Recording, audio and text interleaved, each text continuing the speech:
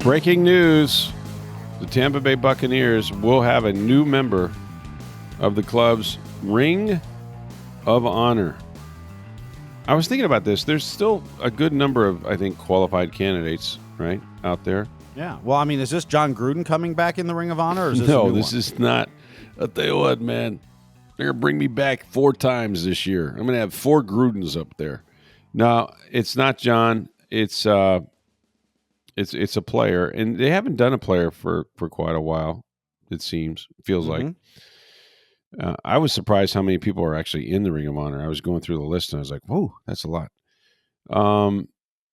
No, to me, you think about the Bucs and their sort of their golden era. Not this past Super Bowl collection with Tom Brady and the gang, but before that, going back to Super Bowl 37. And it was all about their defense. It was all about their defense, and Sapp, Brooks, and Lynch, and Barber. Guys all went to the Hall of Fame. Tony Dungy went to the Hall of Fame. There's one other guy who's not in the Pro Football Hall of Fame, and quite frankly, I think he has the credentials, but he hasn't been, in the Bucs Ring of Honor until now. Until now, the Bucs will be announcing, if they haven't already when you hear this podcast, and I broke the news on TampaBay.com, Simeon Rice will be your latest member of the Bucs Ring of Honor, the 6'6", 260-pound outside linebacker / defensive end. Man, one of the great players of all time, to be honest with you, and he's got the numbers to prove it. I know he's sort of not necessarily on the radar for the Pro Football Hall of Fame. I can make a really good argument that he should be. But this guy, and I talked to Tony Dungy about this, and his comments were interesting and I thought pretty telling. He came here in 2021. He, of course, was a first-round pick, I think second or third overall, something like that, out of Illinois, went to Arizona. And back in the day, they just, if you were a first-round pick, you got a 4-year deal. They didn't have that fifth-year club option. And Rice became, in the 2001 offseason there, he became an unrestricted free agent. And to Tony and Rich McKay's credit and all of them, they already had a really good to great defense. I mean, it was, greatest show on turf they held down. And, you had Sapp, Brooks, Lynch, and all that, and Dungy running the show. But they were lacking something. They were lacking at least one more piece to take some of the heat off of Warren Sapp inside, to get some double teams, to get the quarterback on the ground, to get the ball out. And Simeon Rice was a free agent with the Arizona Cardinals, which there was a while there where only the Cardinals, the Bengals, and the Bucs would deal with each other because they thought they were the teams they could get over. And they all thought the same thing. But imagine allowing a Simeon Rice, who you drafted out of Illinois, get out of there and get to the Buccaneers. And in talking to Tony, he and this was in 2001 when Tony was still coach there, and he brought him in. He said that really was the last piece to our defensive puzzle. The dominant pass rusher off the edge that we didn't have. He was the complementary threat to Sapp inside. And what he had to do is learn how to practice hard and play hard every play. And once he learned all these games are going to be meaningful and the defense needed him every play to win the big games, he was a force. And he was. Like, he truly was. 122 career sacks in 12 NFL seasons. That's just remarkable. NFL Defensive Rookie of the Year in 96. Went to 3 Pro Bowls, should have been more. First team All-Pro in 02. And for my money, one of the all-time greats that the Bucs have had.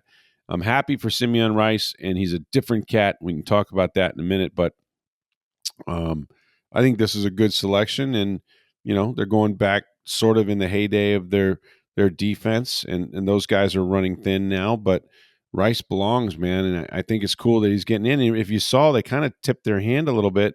They had him up at the draft. He was calling the second and third round picks. I'm like, what are you guys doing? But they also had Gruden unboxing his jersey. That's right.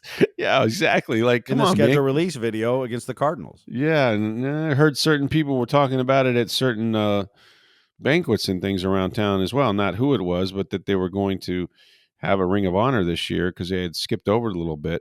And it's going to be Sim. And man, I'm telling you, Sim is such a unique guy. Like, when he played, I mean, talk about a force. And him and Sapp working off each other and rushing as one was just something to behold. And they threw a lot at Sim. You chipped with running backs and you had tight ends over him, and then sometimes you're triple teamed, and he had to learn how to keep his head on a swivel. I remember one year he was off to a bad year from a sack standpoint. He's like, man, he goes, I'm trying to get off the ball, and like I got guys hitting me here, here, here, here. He started pointing to body parts. I'm like, yeah, I get it. You're getting chipped, and so he had to learn how to beat that, and other guys had to help him, and but just man, what a tremendous pass rusher, and a guy that create turnover after turnover and change games. And I still maintain, no disrespect to Dexter Jackson, I was there, and I'm pretty sure when they passed around the ballots early in the third quarter, I may have even voted for him. But I think you could make a really good argument that Simeon Rice and not Dexter Jackson, despite the 2 home runs or two interceptions, that Rice should have probably been the MVP. He affected that game on every snap. He had 2 sacks. He forced a fumble, had like 5 or 6 tackles in that game. He played a whale of a game, but you had 5 interceptions and a couple of them returned for touchdowns and whatnot. And Jackson was the one that jumped out early in the game and had 2, so he gets the MVP award. But man, Simeon Rice was huge in that Super Bowl. Well, we talk about that with this Bucs team.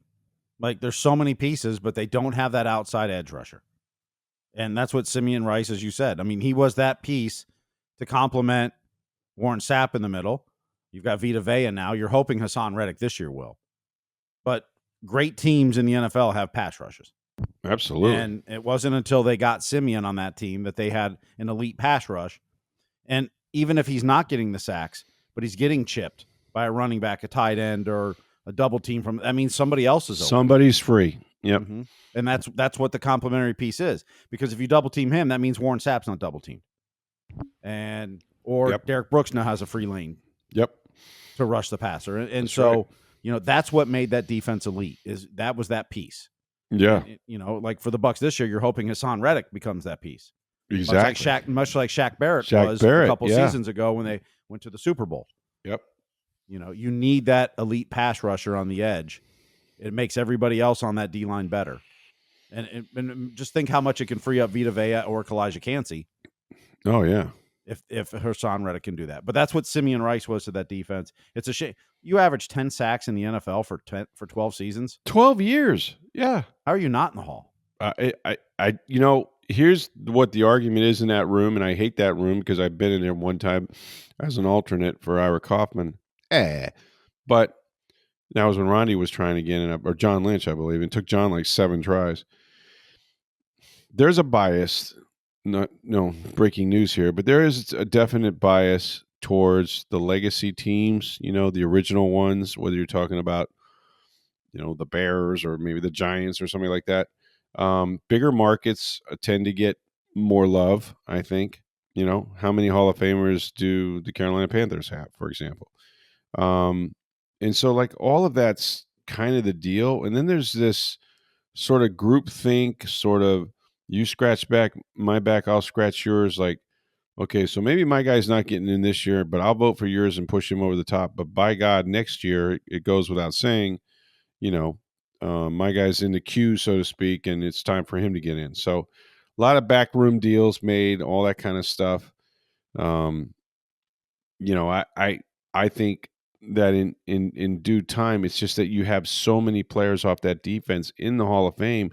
The discussion becomes, well, wait a minute. If they were that great, if they're Pittsburgh Steeler great, how did they win just, with this particular group, just one Super Bowl? Look at the other side of the ball. Yeah. Well, yeah. Yeah. I mean, that's the answer. That is the answer. Yeah. They didn't have an offense. They didn't have a quarterback. Yeah. I get it. But people think, well, they got damn near as many Hall of Famers as the Pittsburgh Steelers do, Mm-hmm. So that becomes just a bias. And I would say, they did score, but they weren't responsible for the offense. And that is why they lost, or why they didn't go to, more championships or Super Bowls. But that didn't mean they weren't elite. It didn't mean that they were still of their time, maybe a decade plus.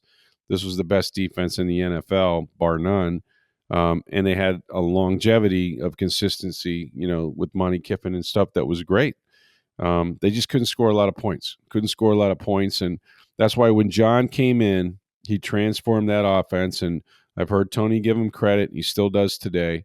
By the time they got to the Super Bowl that year, that offense was humming. Brad Johnson looked good, and they were scoring points. And John did that. Because they just could not get out of their own way. Didn't score a touchdown in the previous 2 years of playoff games, and that's why Tony was fired. And John instilled, a little bit of pride and execution and things like that in the offense. And all of a sudden, boom, they're in the Super Bowl. They're beating Philadelphia at the Vet. It was exactly what they needed at that time. But he'll fit right in there with all these guys. I mean, think of these names, and it's gotten to be quite a few. I think he'll become the 15th or 16th member, I believe. Yes, 16th member of the Bucs Ring of Honor. It includes folks like Leroy Selman, the first ever draft pick, John McKay, the first coach, Jimmy Giles was traded from Houston in '77, Paul Gruber, who never made a Pro Bowl but was undoubtedly one of the best players in the franchise. We talked about Sapp and Brooks and Lynch. Mike Allstott is in the club's Ring of Honor. Doug Williams is there. Rodney Barber is there. Malcolm Glazer is there. Monty Kiffin, as I mentioned. Bruce Arians, the year after he retired, was placed into the Ring of Honor. And John Gruden's name will be going back if it's not there already. And now you have one Simeon Rice. So just the 10th player in the Ring of Honor. Just the 10th player. That's right. Yep. Yeah, there's owners and there's coaches. Yeah. Mm-hmm. So, and I think one year they didn't have one. I believe. I think they went a year without a member of it. Yeah, that's correct. Did they have one last year? I don't believe so. Yeah, no, I don't believe so. They don't do this every year per se. Right. It's whenever either the schedule works out or when they're ready to. Yeah. Now, Sim, unlike anybody that they had on this team, that team, like the guys I just named, Sapp, Brooks, Lynch, Barber, they were grinders, right? Like they were dudes that were like, squeeze everything you can out of your ability. I mean, Sapp was like a dancing bear. He had such great feet. But they were all serious cats. You know what I mean? Like they didn't joke around a lot, sort of when it came to football. And then here comes Rice from the Cardinals. And he's got this, I don't know, melodic sing-song voice that he uses, man, that unless you knew it and heard it, like I can't even begin to describe to you like how disarmingly cool it was. But it did not really resonate all that much with his teammates who were just kind of lunch pail grinder dudes. And, Simeon be like, it's great. It's a wonderful thing. I used to like girls across the street. Now I like them with the funny little eyes. And, start talking about his travels. I've been everywhere. I've been to Tahiti. I've been here. I've been there. It was like a little bit of Muhammad Ali mixed with, I don't know, something sweeter than that. But he was a unique cat, man. And you talk about an athlete now. Holy moly. This dude, 6'5", 260, his arms, I don't know how many feet that they ranged from wingspan to wingspan. He played professional basketball in a minor leagues in Illinois. He was such a good athlete when he came out and was kind of doing both, and that kind of ticked off the Cardinals a little bit. But, from Chicago, tough neighborhood, all that, really good dad and mom, and yet he was just a little different. But you put the helmet on him and you put him next to Warren Sapp, or you put him next to one of those guys on that defensive line, and what an athlete. Like, what length and his ability. The thing that I marveled at is not only did he get that many sacks, but I'm telling you, he got the ball out so many times when he would come around the corner or off the edge and give it that chop, and that ball would come loose, and he'd win games that way. He'd absolutely flat out win games for them because he knew how to not only get to the quarterback but take the ball away. So just a great player. Look forward to seeing him. I think it's well deserved. Obviously, you're kind of running out of guys that were members of that Super Bowl team, but Yeah, I like chalk me down for Planet Sim. Like Planet Sim is a cool place, and he's going to come in here talking all his noise. And there was a time when he was like 43, and this was probably 8 years ago. He threatened, if you will, or he volunteered to come out of retirement, and he was serious. He was like, I'll go out there and get you 10 sacks," and he looked like he still could. He was in great shape. But the Bucs just had just wretched players, all across their defensive front.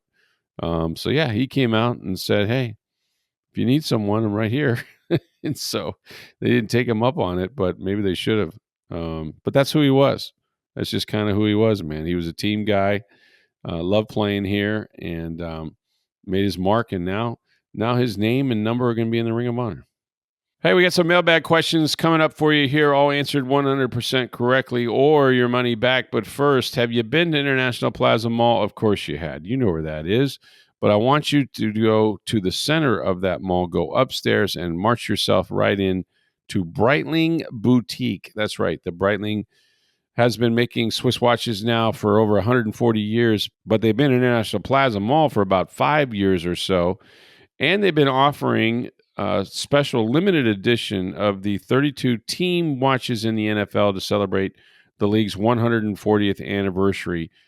This is while supplies last. If you go on our website, you're likely to see a Bucs team watch, if you will, and a beautiful chronomat with the team colors on the face and then the logo as well. Again, there's 32 teams, and there's only a limited number of these watches. So get into Breitling Boutique. Ask about those. Ask about the Navitimers. And how about a watch for your wife or for your girlfriend? Don't forget about her. A beautiful sports watch, all different color wristbands. You name it, they have it. It's Breitling Boutique in International Plaza Mall. It's a great place to go, great customer service, and you'll get one heck of a timepiece as well. Breitling Boutique. Let them know that you heard about it right here on Sports Day Tampa Bay. All right, we got some mailbag questions to wrap up the week. Let's get started.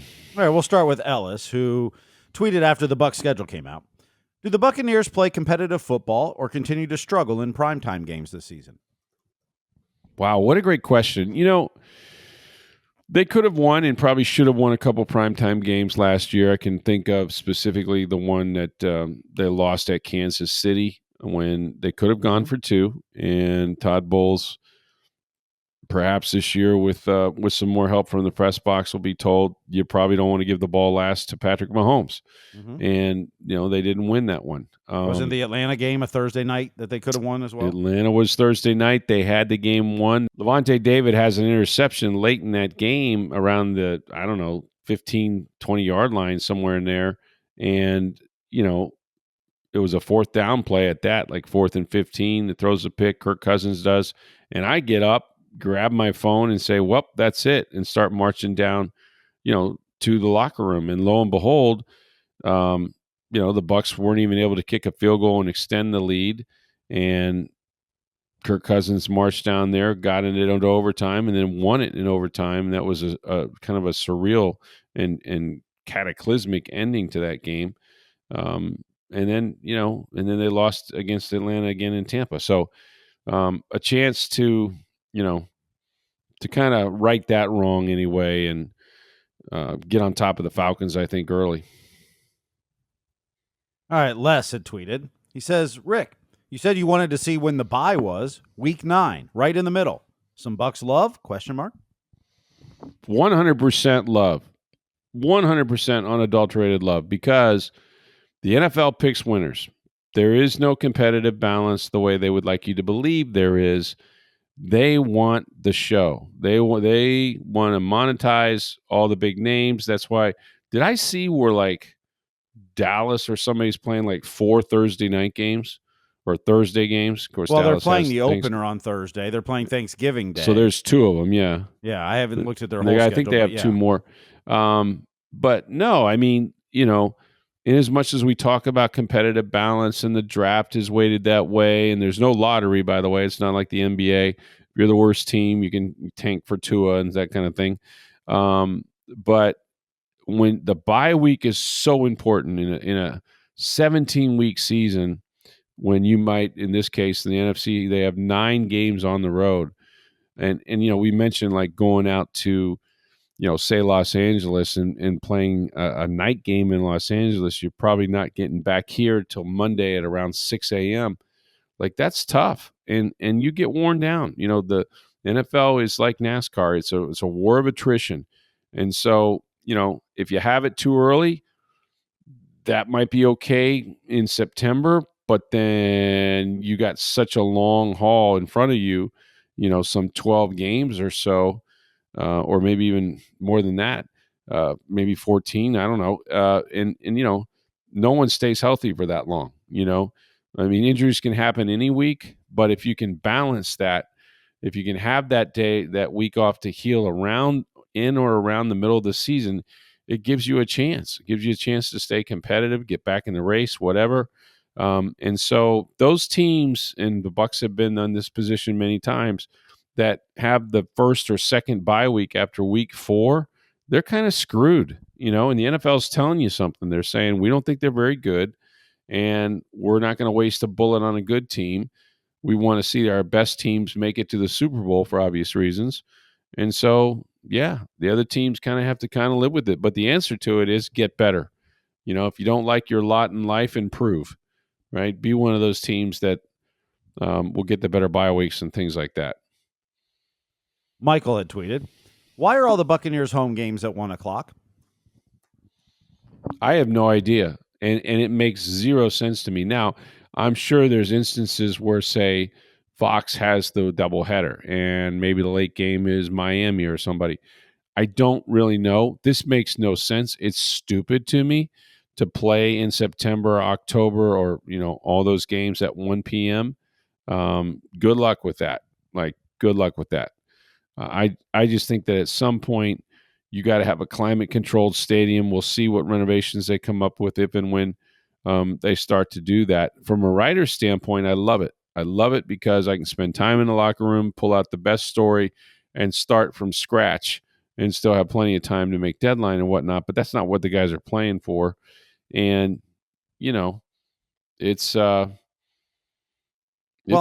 And for those who thought the Bucs would not, or the NFL would not schedule a home game the same day as the Rays play, Ugh. that first home game could have been a 4:00 game with the Rays play at noon. Could have been. And it wouldn't conflict. But as I said, the NFL is going to do what they want to do. That's right.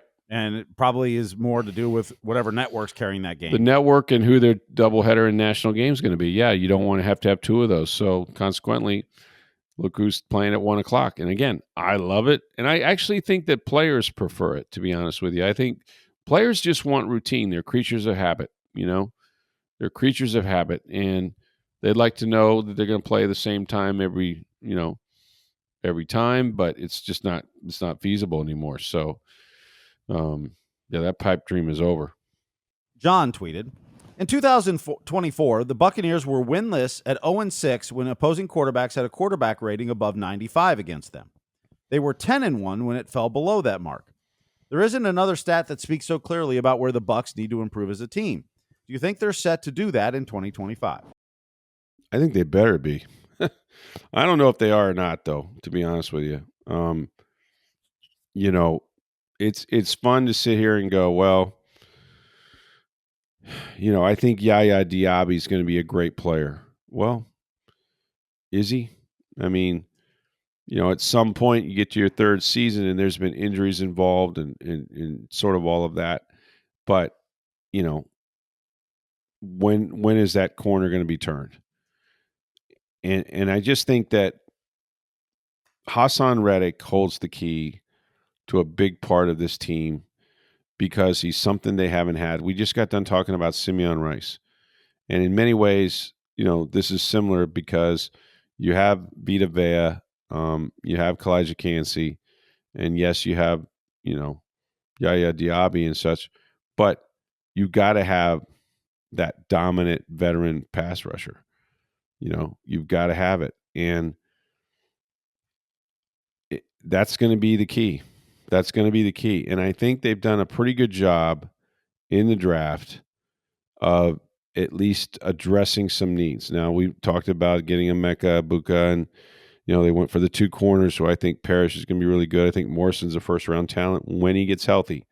The guy to watch, I'm telling you, and they were talking about it, the defensive coaches we had a chance to talk to the other day on Tuesday. The guy they're most excited about from a defensive standpoint, as far as the rookies go, is David Walker, the dude from Central Arkansas, who stayed there, could have transferred out, obviously, in the portal, but ended up with 39 sacks in 4 years, at Central Arkansas. He is relentless. And even in the short, non-padded practices they've seen, some of the drills, his hands are phenomenal. Like, he's going to wind up being a really key piece for them. So I think anybody that can rush the passer, for that matter, Elijah Roberts did some nice things when he was playing at SMU as well. So they got some young guys that are studs that are going to push everybody around. And I think they've helped themselves. I think this is the year, yes, that the defense could grow up if those young players grow up fast. All right, we'll switch gears for a second. And Michael had tweeted, will Yanni Gourde be back with the Lightning next season? I don't know what I've read, but I think I read something to the effect, Steve, that he will not be back for the Lightning next season. That while it was nice to get him on board, wasn't quite the player that he had been when he left. And I don't know what their cap situation is or their needs, but it doesn't feel to me like there was a lot of momentum to bring Gourde back. Well, Julian Breezewell said he wanted to bring him back in his postseason press conference. He did? Okay. Yes. Well, I stand corrected. When they traded for him, he said he did. And in the postseason press conference. Now, they also said they wanted to bring back Steven Stamkos.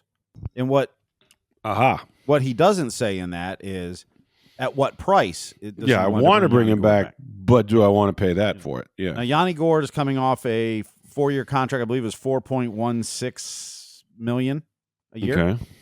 Or $5.16 million. So now he's 30. What? I think he's 33. Probably going to be 34 by the season, maybe.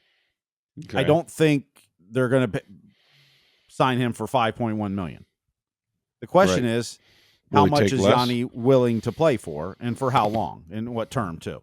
Yeah. The cap is going up this year. The Lightning have about $7 million of cap space right now. Okay. They have a couple free agents. Yanni, Cam Atkinson, Luke Glendening, Nick Perbix are all free agents. They re-signed Jonas Johansson last week, so he's back. They also have Gage Gonsalves, who's an RFA. They have no big money contracts to sign. Yeah, no Kucherovs, no Hedmans. Nope. Yeah. They don't have any of those contracts for 2 years. McDonough will be a free agent after this year. Yeah. After this coming season. He's old. And Oliver Bjorkstrand will be. Those will be the two big ones after this next season. They'll be free agents. But the cap's going to go up another $8 or $9 million next year, too. Oh, yeah, sure will. So the Lightning have $7 million in cap space this year, approximately. Mm-hmm. Now, I guess the question is, how much would Yanni Gourde sign for? And then who else is out there? Right. Who in free agency do you want to target, and how much do you need to get that person? Mm-hmm. I think the Lightning like Yanni Gourde. I think they'd like him back. But again, just wanting someone back doesn't mean it's going to happen. Yeah. They wanted Stamkos back. They made him an offer. There's been reports of what it was, but it was a lot lower than what he signed for. Yeah. And, he chose that wasn't enough to play here. And that's his right. And, he went to Nashville and is getting paid a lot. Mm-hmm. Good on him. Yeah. What does Yanni Gourde want at this point in his career at age 33? We know he likes Tampa Bay. We know he was very happy he got traded back here. Yeah. So what does he want to do? And it'll ultimately come down to that, I believe. Yeah, the market will dictate whether they're in the price range or not. And I always found, as much as teams are sentimental about the team they play for and hometown discounts, most guys in free agency are going to go where the money is. Most will, you know. Well, and if we know one thing about Julian Breezewell is when he decides what someone's value is, he's probably not going to come off that number. No. Like based on play, analytics, etc. Yeah. They figure out what someone is worth. I think the Rays are very much like this way too. And why it makes trading for them, I don't say easy, but they know what they value someone as, and if they get more in return, they'll go ahead and trade a player, right? Sure. And the Lightning, I think, know what they what they consider the value of each player. And if that player won't play for that, they're probably not going to resign exceeds him. it, they move on. Yeah, they move on. So, and they've done a nice job, replenishing their stars. Like I saw Breezeball the other day. People were like, well, people say we're an older team. He goes, we're really not. And he started rattling off the ages of some of their core guys. Yep. Perception is they are. Reality is not so much. They're viewed as an old team because they've been good for so long. Yes. Yes. And while some of their stars, I mean, Hedman's getting up there, McDonough, obviously. Yeah. And guys like Kucherov and Vazzy are right in their prime and maybe getting close to that point where they start being a little bit past their prime. Not old and can't play, but yeah, they might be getting there. Gensel's at 30, but like Hagel's 26, Sorelli's 27. Yeah. Connor Geeky's 21. He's got a long way to go. Gage Gonsalves is 24. Braden Point's still 29. Chernak's 27. JJ Moser's 24. Mm-hmm. Lilleberg's only 24. I know he gets a lot of grief sometimes, but he's only 24. Right. Like, they're not a young team, but they're not old and ancient and all past their prime. That, like to be good this long, you're not going to be a super young team. That just doesn't happen. Yeah. But, they're not as old as some people think they are. Or you might assume they are because of how long they've been on this good run. For what, 12 years now? Yeah. Oh, look, you can't keep everybody, and Gourde was kind of a guy that they hoped might push him over the top at the deadline, and they didn't get there, so they got to reassess and figure out, what about their young players that might be in a position to come up, or other free agents or whatnot. So you just have to kind of put the puzzle together, but I trust them, with evaluation. I mean, they know these guys better than we do, and they bring back the ones they know they can play, and some of them don't come back. So yeah, I'm guessing Cam Atkinson does not come back. Luke Glendening, you can make a case either way. I mean, he's 36 now, but he's their best face-off guy, which they need desperately. So I mean, if you think he's got another year or two left as a fourth line face-off guy, why not? And play some penalty kill, and that's it. That you could definitely re-sign him. Gage Gonsalves is a restricted free agent; they'll bring him back. Nick Perbix is interesting. Yeah, Max Crozier in Syracuse is probably ready to be up here full time now. Yep.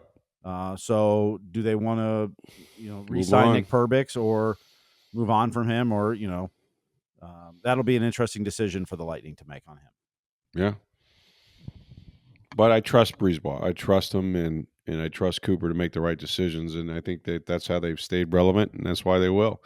They'll be back again. It's just they have to figure out a way now specifically how to take out Florida. That's the one thing they have to be able to do. And there's always a chance that Breezeball shakes up the roster a little bit. He could make a trade. Yeah, he could. I don't necessarily know who it would be per se, but he might decide it needs a little shaking up, or he gets offered a piece that's just too good to turn down. Yeah, better to do it a year too early than a year too late. I mean, you got value in these guys, so get as much as you can if you think that they're at or near the end. So, good questions, good mailbag. You can send those to us anytime at SportsDayTB. You can reach me on Twitter at NFL Stroud, or my email address is rstroud@tampabay.com. Hey, get on down to Breitling Boutique International Plaza Mall. Beautiful Swiss timepieces, the best you'll ever buy. Men's watches, the Navatimers, the Chronomats, women's watches, sports watches, all kinds of colors as well. And you can check out the NFL's special collection, 32 teams, 104th anniversary of the National Football League. These watches are stunning, and you will go home with one, I predict. It's Breitling Boutique International Plaza Mall. Make sure you tell them that you heard about it right here on Sports Day Tampa Bay. For Steve Versnick, I'm Rick Stroud, Tampa Bay Times. Have a great weekend, everybody.